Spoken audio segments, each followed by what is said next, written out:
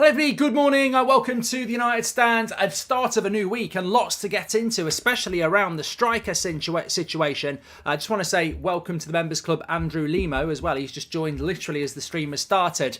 But we'll be talking about Evan Ferguson, we'll be talking about Ramos at Benfica, we're talking about Højlund of Denmark, and we'll also be talking about Mason Greenwood. A very interesting article has come out from The Athletic this morning, which casts light on the situation with Mason Greenwood. Fabrizio Romano gave a couple of interesting updates over the weekend about Højlund and Amrabat, the midfielder of Morocco.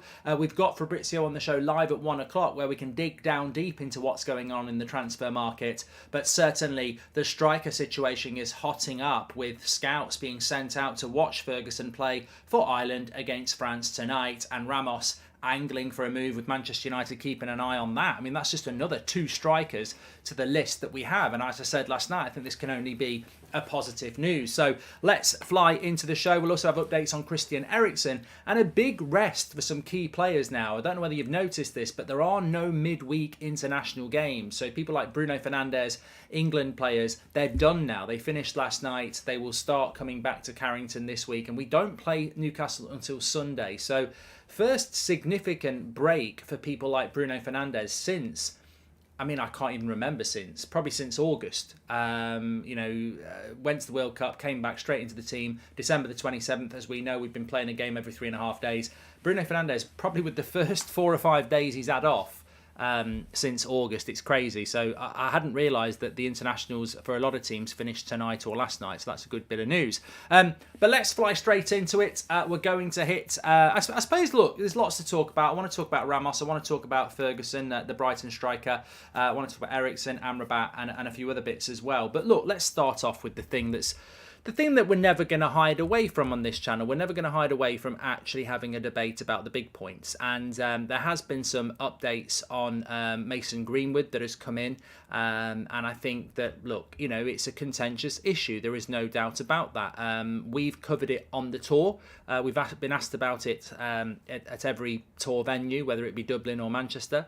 And we haven't ducked that conversation. And the conversation has been, what's the future for Mason Greenwood at Manchester United? Now, there was a few jeers when I said it in Manchester. I said, and certainly there was in Dublin, I'd say stronger crowd in Dublin against having Mason Greenwood back. I said I'm probably 60-40 as a prediction that he will play for Man United again. I think Man United are angling to have him back in the team. I really do. Now, Ben Foster, I said, you probably can't answer this question. He said I will. I don't want him back playing for Man United. I think they should get rid of him. So, look, there's strong opinion both ways, and we should all be grown up and mature enough to realise that we're not always going to agree on this. Carpe Diem says, I think he will come back. Malps says, if he's innocent, he should play. I don't think it's that simple, Malps. I really don't, because the article in The Athletic has exposed the problems of Mason Greenwood away from the incident that he was arrested for. It was well known.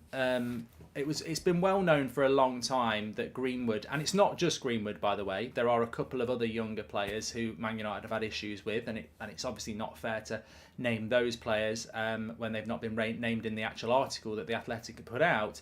But during COVID, and look, there's a case going on at the moment with the Prime Minister of the UK was having parties when COVID was going on. So, you can't come down too hard on Mason Greenwood for it. But the article says that he missed an Everton game because he didn't turn up to the hotel. Throughout COVID, he was having regular parties at an Airbnb. And that he was a big problem for Manchester United. And look, my answer to that is, well, look, he's not the first young player to be a problem for Manchester United. He's certainly not the first young player to waste their talent at Manchester United. The name Ravel Morrison always comes to mind. The concerning thing about that is not that young player defies COVID and, holds parties. More importantly, young player jeopardises the career of other players who he's going to be training with the next day who probably are adhering to COVID. So it's those sort of things that would have worried Manchester United. If he's having parties with people on a night, and then the next day he's turning up to training, and you've got people like Bruno Fernandes and Harry Maguire who've got families and are isolating so that they can play football. It's just stupidity of youth, isn't it? And I think this is something that United have had a problem with in recent years. And to be fair, I think Laurie Whitwell in The Athletic, really pins down on that this is more a review for Manchester United as well. That these things shouldn't be happening just because somebody's a talented footballer. Now, look, it's a big leap from a player being naive and stupid to what they've been accused of and kicking them out of the football club. But apparently now these incidents have changed Mason Greenwood, and I think it actually says he'd run through a brick wall to play for Man United now, and Man United have turned down loan deals from Turkey for him. I'm very honest about this. I used to call this player a generational talent, and I think as a footballer it's very easy for me to judge somebody as a footballer and then judge them as a person. I can think somebody was a genius as a footballer and a complete cretin as a person, and I know footballers like that. And I'm not talking about Mason Greenwood. So, welcome to the real world, fella. This is how it works. Just because you're talented as a footballer doesn't mean everyone has to think you're a nice person. It doesn't work like that. There's plenty of ex-players who are like that.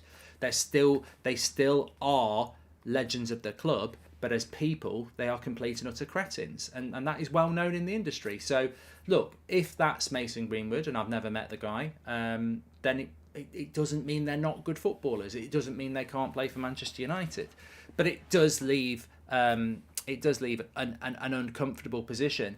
And as I said on stage on Thursday, and a lot of people didn't like what I was saying in Dublin, and I said I think the club will find a way to get him back, even if we get new owners, because it's the value of the player, and money's about football's about money. Football is not about morality. Football is not about. They play lip service to everything that they do. Whether it's diversity or this charity or that charity, ultimately it's underpinned by greed and money. Whether it's agents, players, owners, whatever, it's all about the money. And when you think like that, I would lean more towards he'll play for United again than he won't, because the obvious moral decision is to everybody go their separate ways and say, look, you had your chance at Man United, you blew it, you're off. It's got nothing to do with whether you got found innocent or not. You had years at Man United, you fucked about for years, you can piss off and play somewhere else. That would be the strong moral decision that many people think should happen, regardless of what happened with the criminal case. There's enough things that he's done over the last few years at United where he's took the piss, and the club could just say, no, we don't want you here anymore. They could do that, and a lot of people would want that to happen. I don't think they will do that, because I think they'll look at it and go, he's a decent footballer, he's got a value, let's try and find a way for him to come back. And if they do that, they're going to have to reap the benefits of it or the negatives of it. So look, the article's interesting. It's no surprise to me, or to be honest, anybody in the Manchester scene, that Greenwood was pissing about for years. And we had the England thing with Phil Foden as well. Let's not forget that. There's been plenty of evidence out there of him being a complete and utter prat, but that doesn't mean somebody can't change, and that doesn't mean that Man United won't bring him back. And ultimately, I look at the chat and I see exactly what I know what happened. You've got people saying, I don't care, bring him back. You've got some people saying, get rid of him. It matters not what I think or what you think or what anybody else think. On Thursday in Manchester, Ben Foster, fair play, said, get rid of him, I don't want him to play for Man United. I'm very uncomfortable with it at this moment in time, I won't lie, but I won't make the decision, you won't make the decision. I think it's a positive that article from The Athletic has come out, because it gives it puts it out into the public forum what a lot of people knew anyway, that he was pissing about for years at Manchester United before all this. I think a prime example of a young player being told they can do what they bloody well like and get away with it. And I think also what you've got to remember is, above all this, Manchester United made massive mistakes. Let's not make it all about the player. Man United knew all about this. Solskjaer was sat there lying in press conferences to protect him. Maybe lying's a hard word, but Sir Alex probably used to do it years ago with Giggsy and Sharp and everyone else like that. But ultimately, the club protected him when actually did they feed the monster in some? And I'm using an analogy there, but did they make things worse by covering things up? And that's what Manchester United have got to look at, because ultimately a lot of football clubs have got to look at this. There is a footballer at another club at the moment that won't be named publicly who has played all season for a team when he's currently been arrested at the weekend again for very serious offences, and he's already on bail for those offences. That football club needs that not to, if that player gets found guilty, that football club is in big trouble morally, because they've known about these charges and they've picked him for their team. Now, that's not our football club, and that's not our player, and that's up to them. But what you've got to remember is, in football, it's not about, it's just money. It's always about money. These decisions always, I can't remember when I was talking about this. I was talking about this a few weeks ago. I can't remember what the topic we were talking about, and I was just saying, look, there is no morality in football. It's always about the money, and that decision will always be made. And Manchester United have made mistakes over the last few years in the way that they've handled certain players. I know of 3 or 4 other players that have done things that are bang out of order, and the club haven't done anything about it. They've got to stop thinking about that, because ultimately, when the shit hits the fan, they get criticised as well. So look, how they handle it over the next few weeks and months will be very interesting. Maybe it'll be left for the new owners, but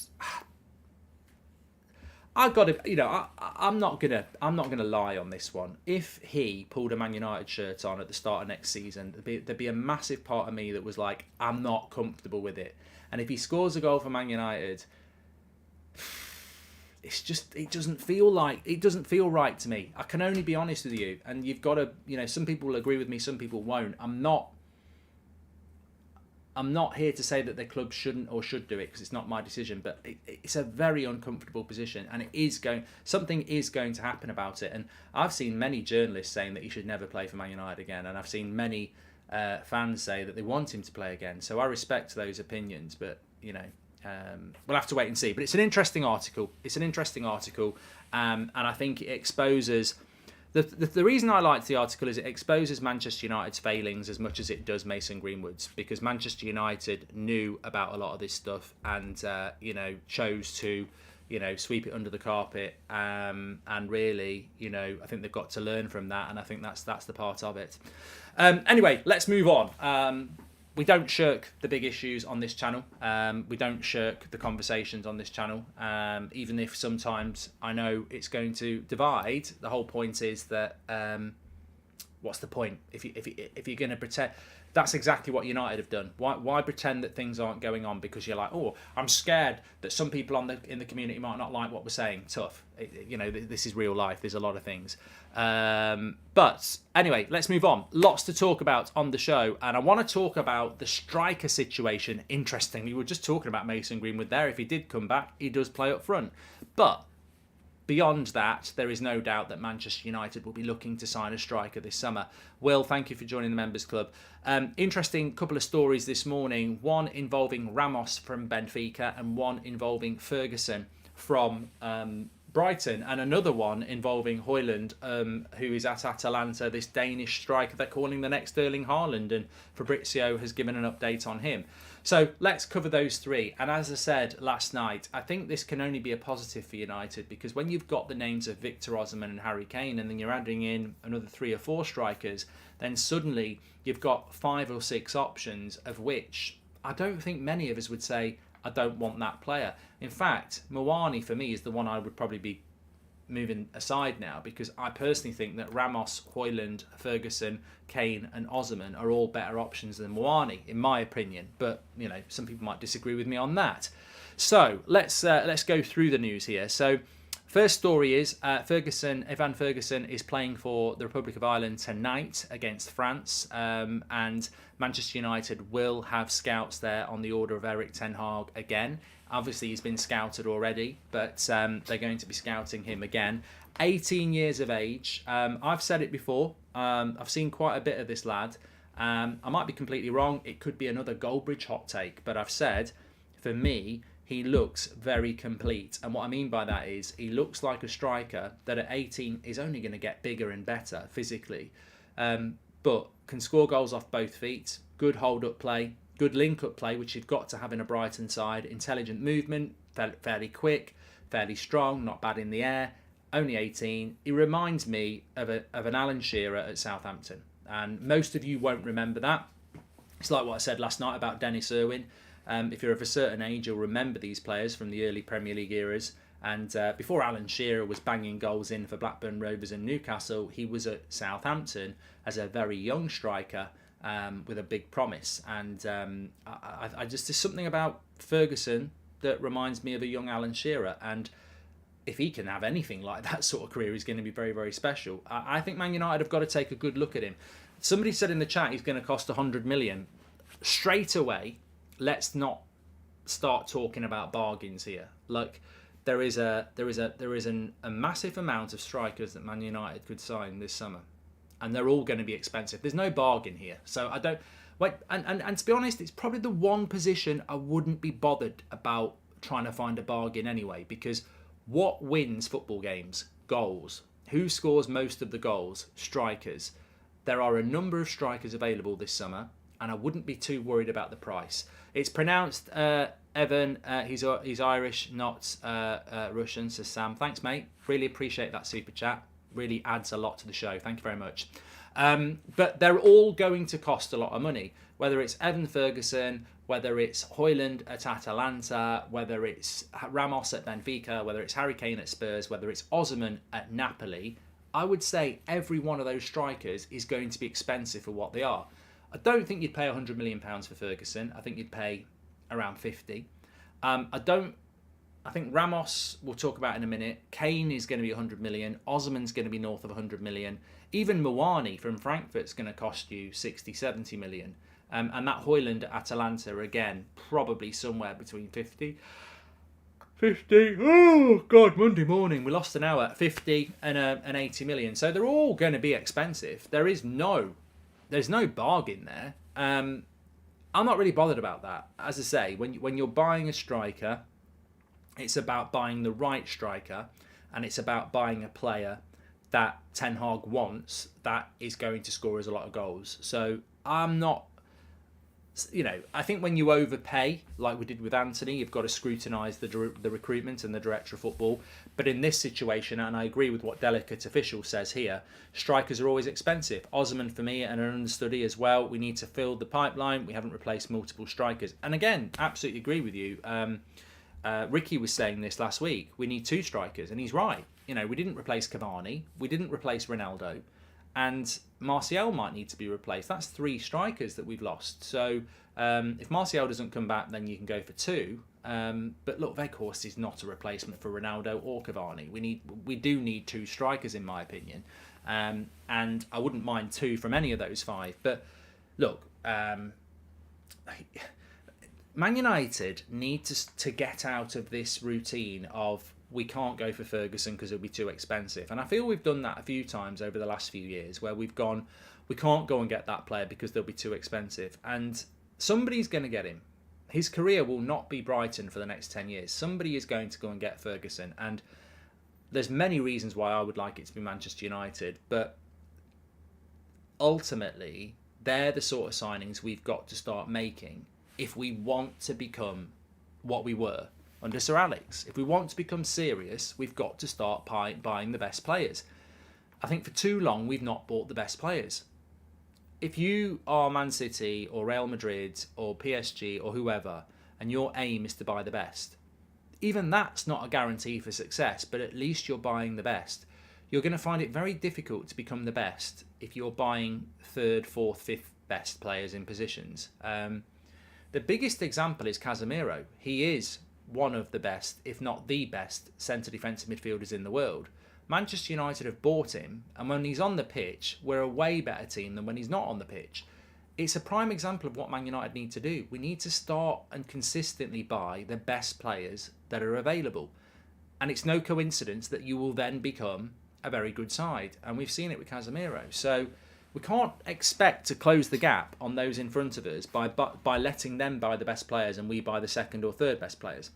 Glenny Boy says, hi Mark, off topic, but can we give Faz a well done? Don't know if anyone saw his tweet. It's another reminder of the importance of mental health, says Glenny. I did, actually. I literally dropped a like on it this morning. So he was driving back. I don't know the full details, but he was driving back, I think, last night, and he saw somebody who needed some help on a bridge and called the emergency services, who I think were able to help them. So I don't know the full details of it, but I think it's roughly like that. And yeah, 100%, those sort of messages are very, very important, because we all suffer at times, and some people suffer more than others. But it's the good Samaritan, isn't it? It's the person who, you know, will stop and help, because not everybody will. And yeah, it's a very important message. And I think certainly in this community, despite lots of unfair things being said about us, we do as a community look out for each other, and we are a very big community in relation to, you know, promoting it's okay not to be okay. You know, there's a lot of people who put comments in about, you know, saying how important the community is to them and how, you know, they've been through bad times, and it's not something to be ashamed of. It's something everybody goes through. So yeah, I think it's a very good reminder, and well done to Faz on that. Yeah, so back onto the striker situation. We're going to be scouting Ferguson. The honest answer is we've been scouting Ferguson already. I've said this many times. There's not many players that Man United won't have scouted. If you put a name in the chat, I will tell you if we've scouted them or not. And not that I'm head of scouting. I just know that Man United scout a lot of players, and I know that there's certain people I can ask, and they'll say yes, we have scouted them, because the answer will always be, look, Man United scouted 200 right backs before they bought Wan-Bissaka. They were happy for that to go out. There won't be hardly any player that we haven't scouted, really. The extension of that, the extensive nature of that scouting obviously defines how important they are. But Man United will be looking at Ferguson, there's no doubt about that. And he's certainly a player I'd like to bring in. Now, another player that United are looking at is Ramos of Benfica. Had a very impactful World Cup, but he's had a very, very impactful time at Benfica, not dissimilarly to that of Darwin Núñez. He's another striker that Benfica have produced that is massively exciting. Now, they've called him the new Ronaldo, this, that and the other. I mean, he's not the new Ronaldo.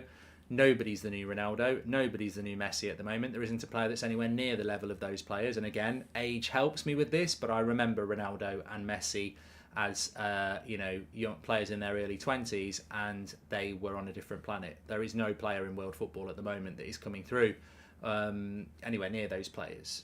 I'll let you know when I see one, but there isn't. You know, there just isn't. And I'm as intrigued as anybody else, especially in relation to the Messi type player.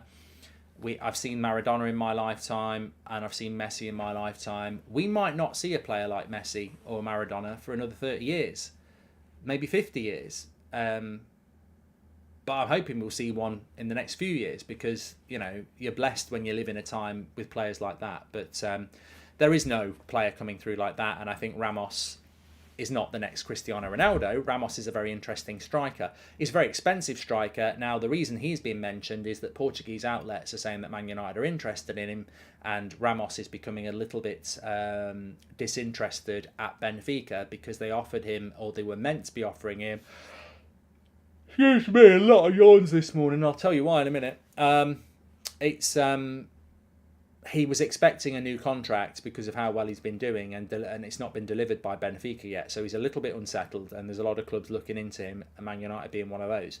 Benfica are not an easy club to deal with. Even going back to the João Felix days, they got very good money for him. They got very good money for Enzo Fernandez. They got very good money for Darwin Núñez. So they're not naive in Benfica. And Ramos does have a release clause, which is around £100 million. So Ramos is certainly a player Manchester United are looking at, but I think that the one time when the price really does start to come into it is when you compare all the options. And I don't have the fees on this, but if you've got Ramos, who's available for 100 million, you've got Harry Kane, who's available for 100 million, that's an interesting debate. Do you want Ramos, who's 21 from the Portuguese league for 100 million, or do you want Harry Kane, who's 30 from the Premier League?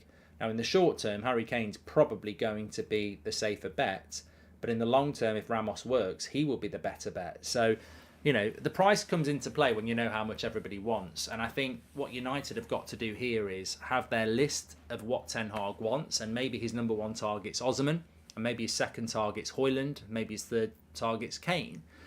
And then you've got to look at the price. First of all, they've got to go and get him the player that he wants. If he wants Osman, you've got to go and get him. But I do think that there are conversations to be had within the club about, you know, the price and the type of player they're going to get.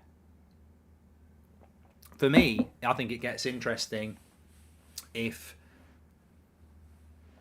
Ten Hag wanted a Højlund and a Ramos, and Højlund is 30-40 million pound cheaper. You've got to go for the player from Atalanta, haven't you? Osman equals perfect buy, says Harold. I bought Manscaped with the United Stand code, and I think Osman is like Manscaped. He will make us look better, says Harold. Thank you very much for that. I've got a tickly throat now. I do keep yawning because actually I don't know whether it happens where you live. I'm sure it happens in Europe. The clocks went forward, spring forward, fall back. So the clocks went forward on Saturday night. So normally, what is 25 past 10 today would have been 25 past 9 last week. So getting up at 7 o'clock, or well, 20 past 6 actually this morning, was like getting up at 20 past 5 last week. So the body is adjusting. I think Ferguson would love to play for us, says Dylan. Well, I wouldn't mind betting that Ferguson is either a Man United fan or a Liverpool fan, being from Ireland. That's normally the way. But yeah, I think he's an interesting player, and I would like him to come to Manchester United, definitely. There's a bit of a, just sticking with strikers though, there is a bit of a, I mean, Dej says, why are you so early today? Well, I'm not early. This is what I mean. I think you have to adjust in other countries because you do get the hour added on. That's what I'm trying to say. We have this thing called daylight saving hours. I don't know whether it happens in the US. I don't know whether it happens in India. I don't know whether it happens in Australia. But it's daylight saving hours, and it happened yesterday. And effectively, I think it caught a few people out last night as well because, yeah, I don't think everybody gets it because we're still doing the 10 o'clock show, but in the UK, it's 10 o'clock, but it would be 9 o'clock last week because it's gone forward. Mikhail Roach gifted a membership there, and it happens in Australia, says Stevie, thank you very much. Yeah, I'm interested from a geography point of view. Benfica are like Napoli; they aren't forced to sell, says Neos. It doesn't happen in India. It does happen in Europe. And Brian, thank you very much for your super chat there. It does happen in India apparently.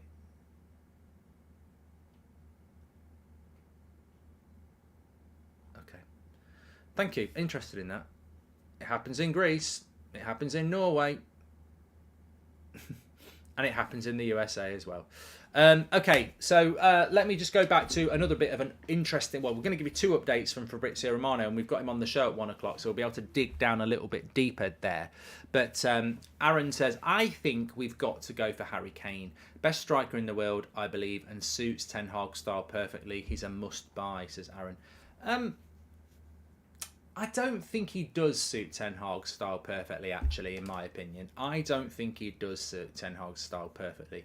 I think he can suit Ten Hag's style, but I don't think he suits it perfectly. I look at Harry Kane for England and I look at him for Spurs, and he's almost a centre midfielder at times. He drops ridiculously deep. I don't think United need a striker like that. I look at United, and I'm not the manager, but I look at United, and it was really evident in the days of Ronaldo. Not so much with Weghorst because he's not mobile enough to drop that deep and then support the attack, so I think it works quite well.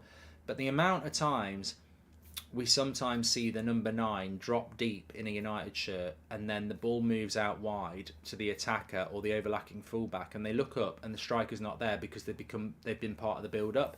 Harry Kane does that a lot. And we do play with a number 10 and Spurs don't. So there would have to be an adjustment to Harry Kane because the amount of times he drops into the areas that Bruno is, or Sancho is, or whoever the number 10 is. So I would want Harry Kane, if he came to United, to stop dropping so deep. He can still be part of the link-up play, but I wouldn't want him to drop so deep. I actually think an out-and-out striker might suit us better. You know, someone like Osman who plays on the last man, who gives you that shape. might work out better. But there are other options who can be part of the link-up play as well. Bit off topic, Mark, but I know you're off to the US tour in the summer. Strong sources saying we're playing a friendly with Wrexham in San Diego, says UCAT. Yeah, I think that's pretty much guaranteed. Yes, mate. There was an update on Højlund from Fabrizio Romano saying that he's going to have he's looking for a new agent in the next few weeks. Interesting. He's currently at Atalanta. He is sort of the next. People are calling him the next Erling Haaland. He's had a very good season for Atalanta. He's only been there a year, and he's doing very well in the Danish side at the moment. And he's in a very exciting striker.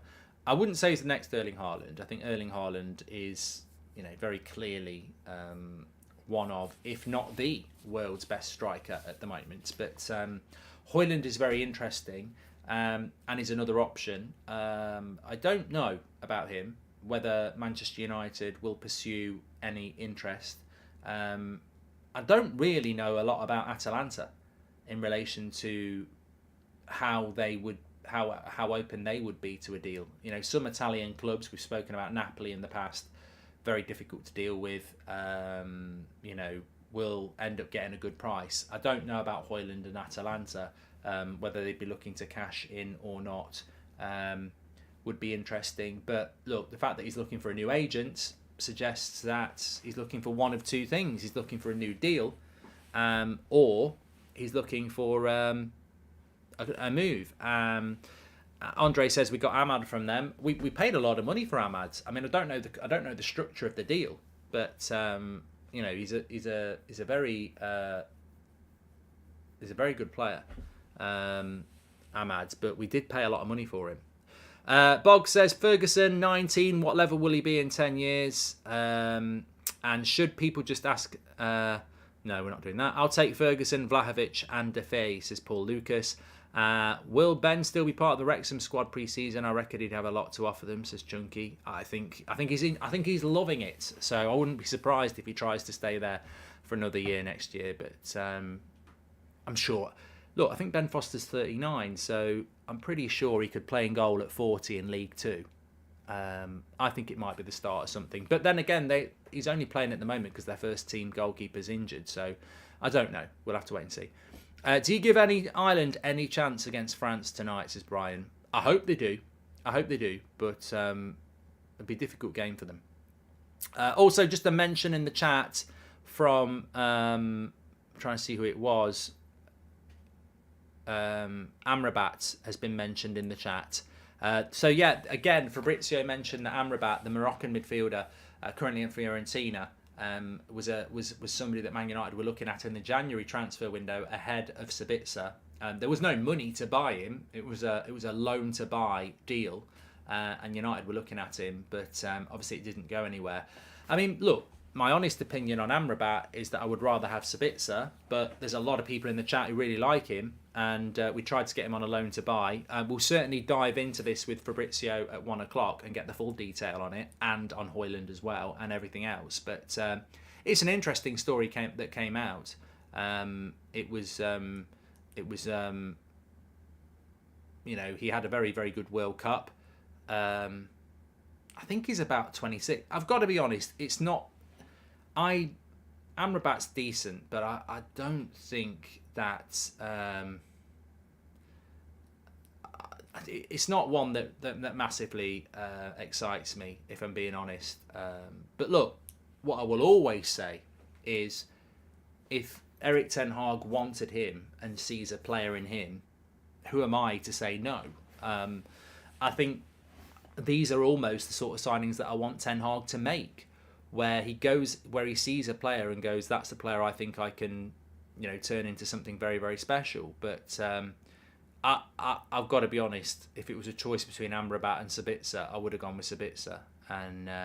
But look, it'd be interesting to know what the full detail of that story is, and we'll certainly ask Fabrizio at 1 o'clock.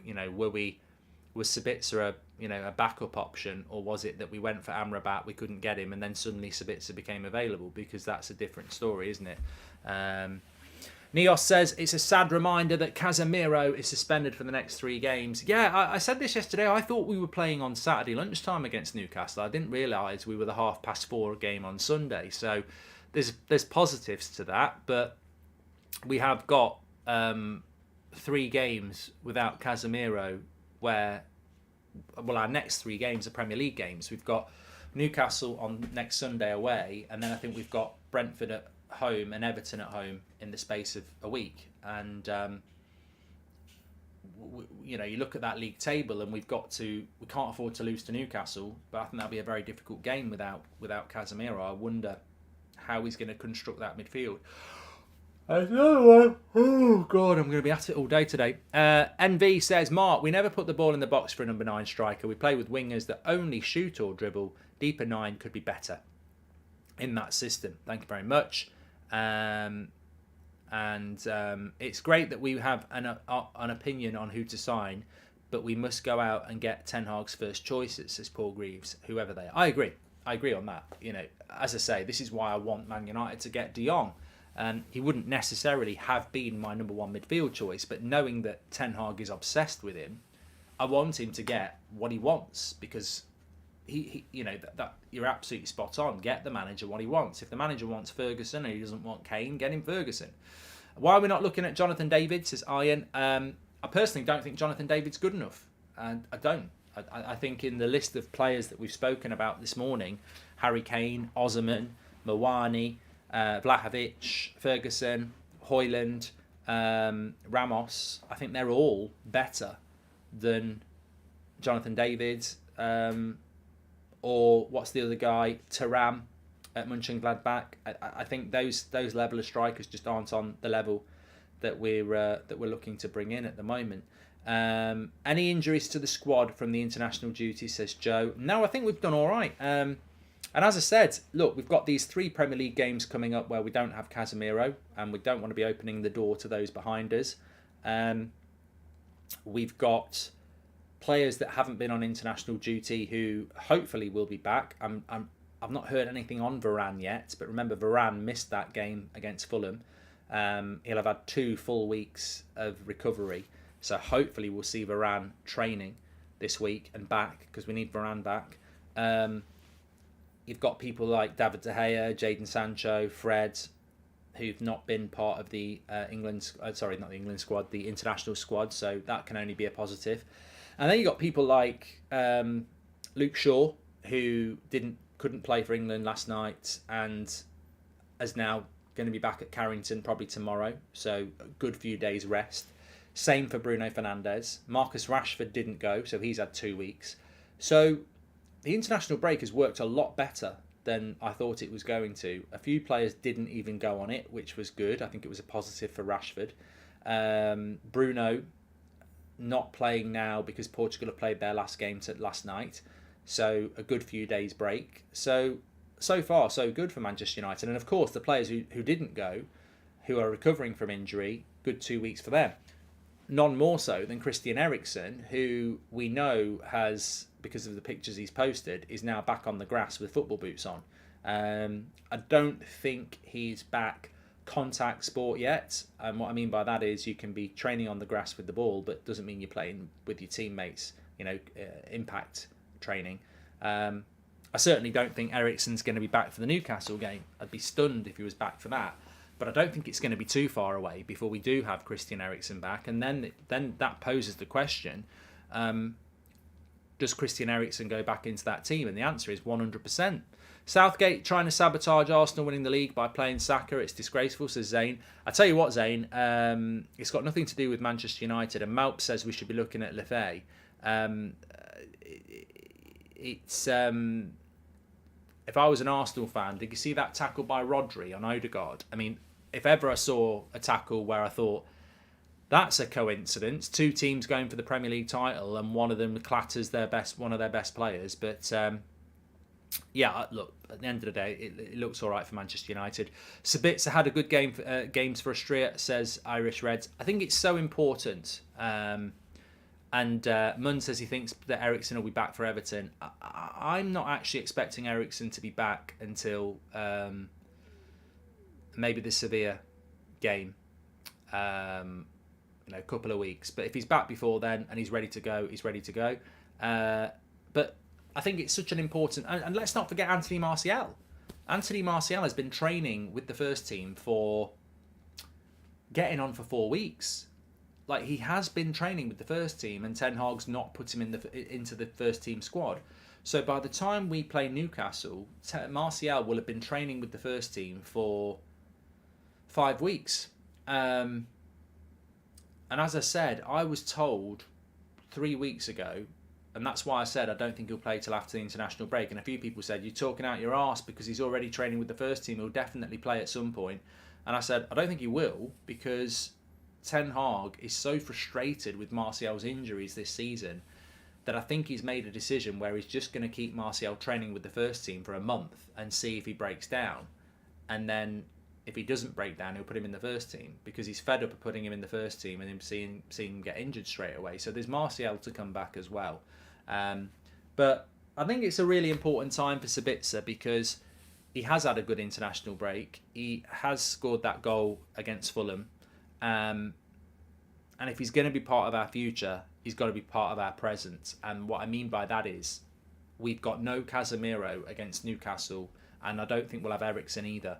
Sabitzer's got to start that game. If he doesn't start that game and Ten Hag goes with Fred and McTominay, I don't see a future for Sabitzer, because he isn't. And the reason I say that is, if you're on the bench for McTominay and Fred, you know, your fifth choice midfielder, because Eriksen and Casemiro start before Fred and McTominay. So it's going to be a very interesting next 3 games for Sabitzer, because if he is realistically going to have a chance of staying at Manchester United, he's got to be starting games against Newcastle when there's no Casemiro and there's no Eriksen. And if he's not starting games in that, I think it'll be a big sign that he's going to have to really turn it around very, very quickly, because we don't have the answer at the moment, but I think it's very significant. Mike says he's a member for 2 months. Thank you very much, that. And Zero Blade says, why isn't Sabitzer taking our free kicks? He's way better at it than Bruno. Well, he's got to be on the pitch. He's got to be on the pitch to do that, hasn't he? And Savage says, yes, exactly. This is the only problem I've got with Sabitzer. He can't be here if he can't start before McFred. Well, ultimately, I suppose the name I would use in relation to Sabitzer at the moment, and the warning is, Twitch is back today. Yes, obviously I had to be off last week, but Twitch is back today with a cherry on top. So we'll be back just after 3 o'clock. Looking forward to that. The name I would use in relation to Sabitzer that we need to be very careful about is Donny van der Beek. We can't have a scenario where, as a fan base, we're saying this player's brilliant and he should be starting, but ultimately they're fifth choice centre back. And that's what happened with Don as a fifth choice midfielder. Donny was behind Casemiro, Eriksen, McTominay and Fred, and then he got injured. So Sabitzer has got to get himself in the mix. And look, I said it when we bought Sabitzer, if he can adapt to the Premier League, he's a better midfielder than Eriksen in the number 8 role. I'll say something here, and it could be a hot take, it could be a bad take. I personally think if you put Eriksen where Bruno is, Eriksen might be better than Bruno. And I love Bruno. But I always saw Eriksen as a 10. Always. If anybody said to me, what position is Christian Eriksen's best? Before he came to Man United, when, from his Inter and Spurs days, if somebody said to me, what's Eriksen's position? I would always say Eriksen was a 10. Always. That might have been a bit naive from me, but I think that Eriksen is a 10, playing as an 8. And I think Bruno's massively important. And we're certainly not playing the game bench Bruno for Eriksen. That's not what I'm doing. You know I'm a massive fan of Bruno, and Bruno's been bloody brilliant for us this year. But I actually think Eriksen as a 10 would be very interesting. And what you want to do is you want to get to a position where, look, Casemiro plays, Bruno plays, Eriksen plays, but we need another midfielder that allows that midfield 3 to be fluid.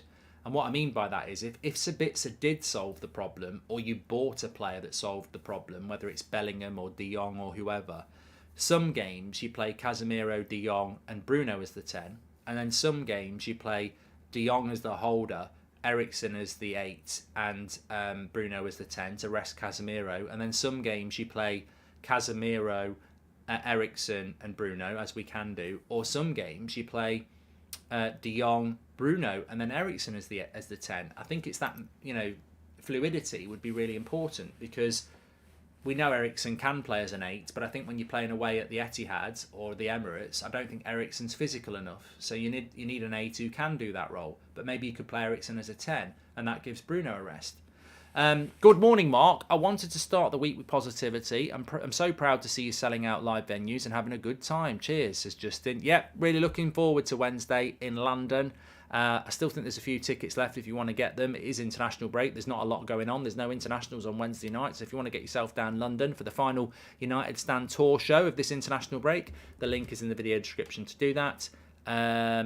Abdul says Bruno plays the game 50% faster than Eriksen. Look, I'm not playing the game that... one thing about success is you've got to have continuity. You've got to have the ability to move people to different positions. People get injured, they go out of form. We definitely need a number 10.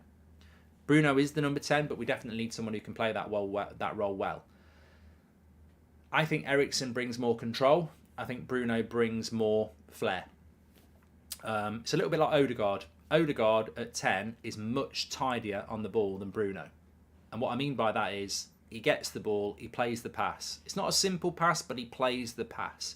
He plays the percentage ball. He'll play that 10-yard ball into the feet of Jesus or out to Saka. Bruno, the ball will come to him, and blindly he'll flick it off his right foot 40 yards. And it'll go for a throw-in, or it'll be one of the best through balls to Rashford you've ever seen. There's a flair to Bruno as a 10. There's a risk element to Bruno as a 10. And I think there's more control from an Odegaard or an Eriksen. They're different types of number 10. Bruno's definitely quicker than Eriksen as well. He's quicker in the press. They offer different things. And that's not necessarily a bad thing. Chances of getting Højlund to pair Haaland in the future, says Nathaniel Yard. I don't think teams play with front twos anymore, mates, really. Abdul says, yeah, Eriksen's a controller of the ball. They're different types of people. I like Bruno. I'm a massive fan of his. But, again, it's like Eriksen's weakness as a number 8 is his lack of physicality and tackling. Bruno's weakness as a 10 is his risk-taking. If you were playing at Anfield and you were 1-0 up, would you want Eriksen next to Casemiro with his lack of physicality and Bruno as the 10 who keeps giving the ball away? I would say no. We're 1-0 up at Anfield. There's 20 minutes to go. I want Eriksen to go to number 10 to control the ball and keep the ball. And I want to bring on a number 8 who's more physical. And that's what I mean. We just need different options within the team. And that might mean putting Bruno to the right to give you some energy. Or bringing Bruno off. I think we just need to have different options, because we can be a little bit one-dimensional. We've seen it with Rashford. People sort of know with Rashford at the moment that he's going to get a shot off, and if you can stop him getting a shot off, you can keep him quiet, which is very, very difficult to do because he's still banging him in from 30 yards. But different options for different scenarios and rotation is certainly something that Ten Hag's going to have to look at in the summer. But I wouldn't mind seeing Eriksen play at 10 sometimes. And, Waz is spot on. Bruno's so good at pressing, it's ridiculous. Anyway, look, we've got Fabrizio on the show at 1 o'clock, so we'll be able to deep dive into some of these stories we've been talking about and others. Make sure you smash a like and subscribe to the channel. If you want to get tickets for London, links in the chat. Twitch will be back today, Christian, just after 3 o'clock, as I've said before. And we'll have the 8 o'clock show for you tonight. But don't forget, live with Fabrizio at 1 o'clock. It'll be very interesting about the striker situation, etc., etc. Take care, everyone. Really enjoyed the show this morning. Smash a like on the video. We're nearly at 1,000 likes. And I'll speak to you all in a little bit. Thanks for watching. And can I just say as well, the first time in weeks, you've got to celebrate this. The first time in weeks we've done a show where there's been nothing that we've spoken about the ownership process. How nice was that? How nice was that? It wasn't even deliberate. It just was. There's not really anything to add. Why go there? And I think it's the first time in weeks where we've not featured it. And I bloody loved it. Thanks for watching. Speak to you in a bit.